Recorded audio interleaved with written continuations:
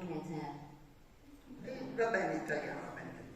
Allora, innanzitutto, grazie mille per l'opportunità, il Manchewok è meraviglioso, sia le opere del maestro Iran Tomo, e credo che in Europa e in Italia soprattutto i loro utilizzi debbano essere ampliati, come appunto diceva, a vere e proprie opere d'arte da tenere come gioielli della sua casa, perché veramente sono spettacolari, oltre a un utilizzo comune, come ho visto per esempio il contenitore per lo spumante, per lo champagne, quindi in occasioni particolari, non ridurle a semplici oggetti. Allora, ringrazio il discorso e viva il Manchewok e viva il Giappone. Grazie.